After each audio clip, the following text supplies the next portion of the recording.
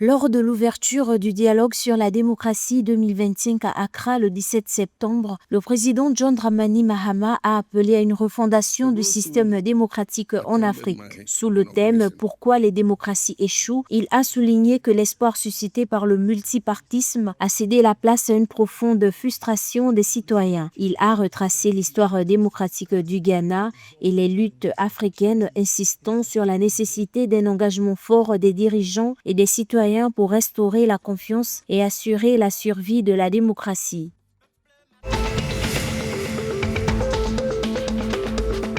Au deuxième trimestre 2025, la croissance du PIB de la zone UEMOA a légèrement ralenti, passant de 7% à 6,5% selon le gouverneur de la BCEAO, Jean-Claude Cassibrou. Malgré ce ralentissement, la prévision annuelle reste stable à 6,3%, portée par la demande intérieure et les secteurs du pétrole, du gaz et de l'agriculture. Par ailleurs, le taux d'inflation a poursuivi sa baisse, atteignant 0,6% grâce à une meilleure disponibilité des produits alimentaires, à la baisse des prix importés et à la diminution des prix du carburant.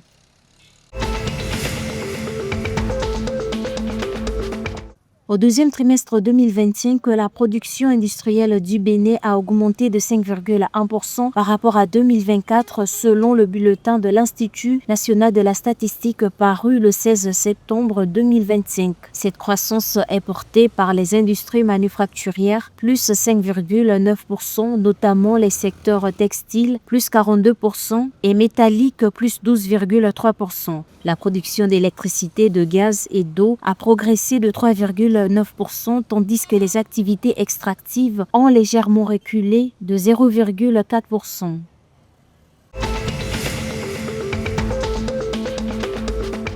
Le 17 septembre 2025, Ouagadougou a accueilli les présidents des parlements du Niger, Mamoudou Harouna Djingarey, et du Mali, Malik Ndiaye, reçus par Ousmane Boungara, président de l'Assemblée législative de transition du Burkina Faso. Leur rencontre s'inscrit dans le cadre de l'examen des avant-projets de textes relatifs aux sessions confédérales des parlements de l'Alliance des États du Sahel AES. Cette réunion vise à finaliser le protocole additionnel et le règlement intérieur avant leur soumission au chef d'État de la Confédération pour adoption.